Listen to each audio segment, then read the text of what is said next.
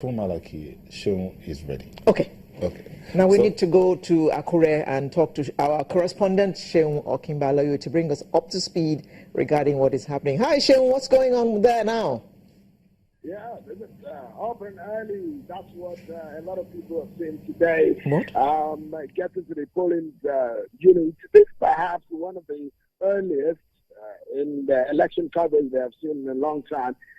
When voters will get to the polling unit early, and even at the moment when they're getting there, the INEC ad hoc officials still were there, and everything seems to have started pretty early. The queues along most of the places were visited in Akure, the capital of Ondo State. Things look so much looking good at the moment. If you look at the situation of things right now, rancor, everything appears to be calm for now. That's what we've seen. The INEC rec that we spoke to earlier and told us on Channel Television that everything is working according to plan. Even in some places where they had the affairs, the river run areas like this, things appear to be looking good there. So I think to a large extent, for now, up until this hour, things are looking good.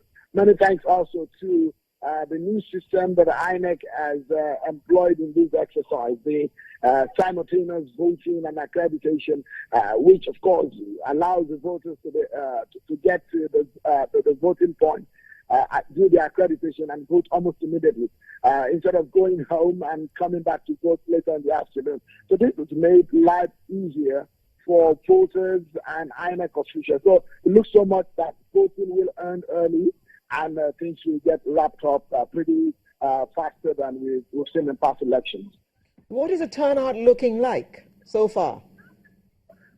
Yeah, usually one may not be able to tell in terms of numbers for now, but in the outlook, people look, there are a lot of queues here and there, especially in Akure. Akure City has one of the largest population in the state. So, but, in the end, you will find out that the estimation based on what you see is different from the numbers. So, at the end of the day, when the numbers are put together, we know how many people turn out, we know the percentage of voter turnout. We may be able to put perspective to the voter turnout, but largely from the habits of things pretty well. People are telling that I was here in the last election cycle in Ondo State for the governorship election, and it looks so much that this is pretty better than what I saw in the last election cycle in Ondo State governorship election. Okay, Sean, we see where the footage we have there. It's footage from Ondo in Akure, precisely where some people are already casting their votes. It's a simultaneous accreditation and voting system that INEC has employed. Sean, I also know that you have the rest of the team spread out around Ondo State, so we'll come back to you later on to let us know what's going on in the other parts. Since we can't seem to get through to them, at least we can get you. But keep safe and stay on top of the entire event. Thank you. All right. Thanks, Seun. Okay, Malaki, the issue of processes. How then, when we keep saying, there was something that Alera read out earlier, and I want to bring it up again. President Muhammad Buhari has pledged that his administration's war against corruption will be vigorously sustained in order to rid the country of the debilitating effects of the wanton looting of public funds over the years. Now, if the process that brings out the administrations, the various administrations at different levels, is somewhat, mark the word please, somewhat warped, how would this war against corruption turn out right? Okay, your concern now is on the... Tie the process to the current situation.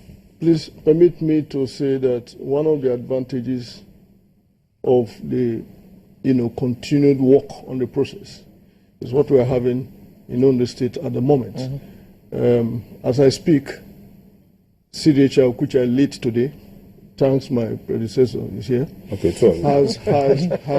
has about 100 on record accredited observers.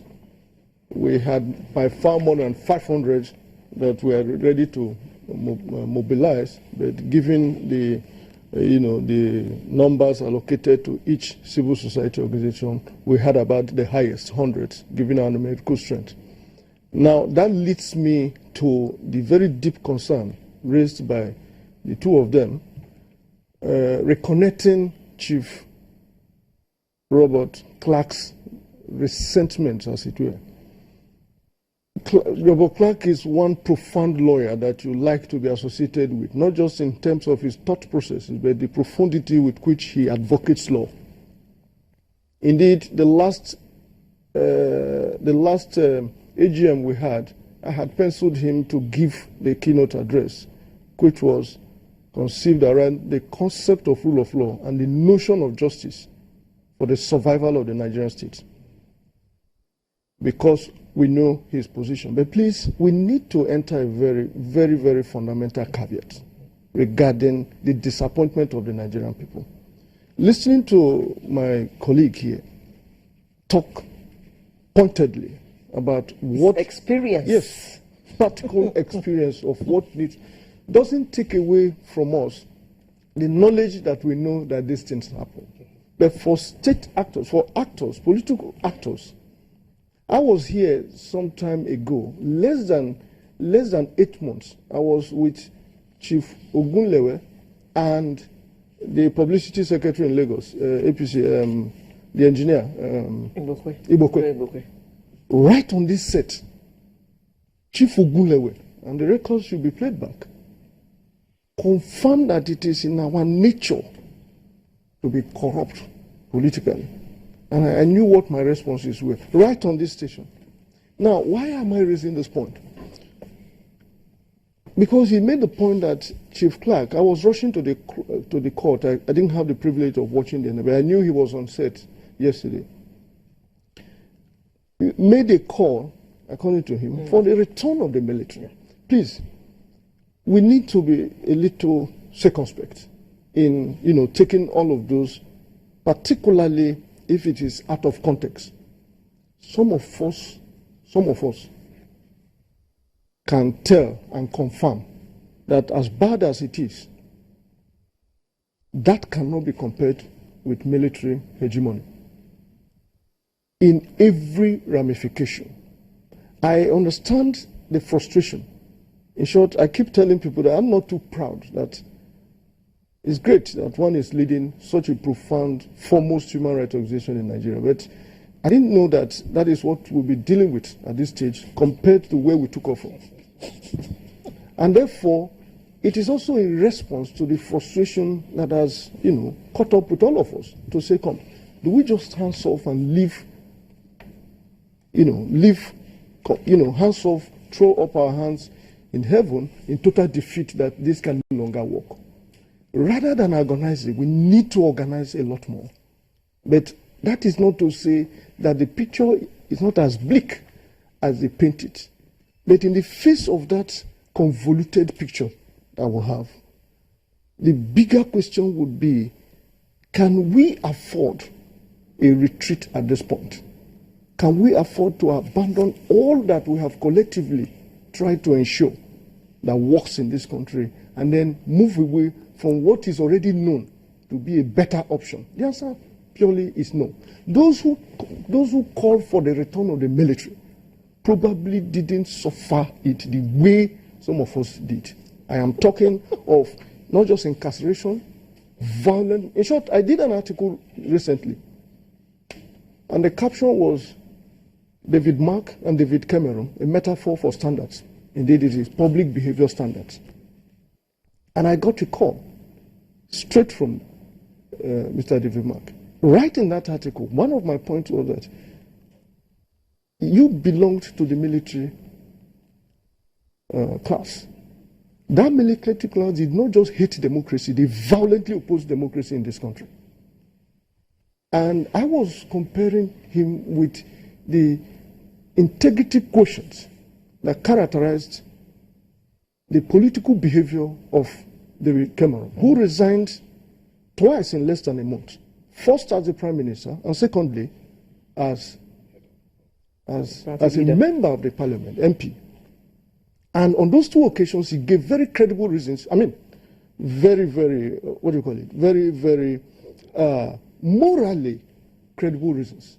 That if I led the people of Britons, to the referendum, urging them to vote for to remain in the EU, and it turned out that they voted against me, then I must have lost the moral platform to continue to exert leadership on these people. In short, once the result of that Brexit came out, I told my wife as early as 5 a.m. that this man will pull out. By 8 a.m., our own local time, he had announced and promising to pull out in November, this November. As at that time, he didn't take up to this November when he announced a second resignation. This time, that where my continued stay as a backbencher in the parliament will constitute a serious distraction to Theresa May and her team. Okay, we'll just take a short break, come back and continue the discussion.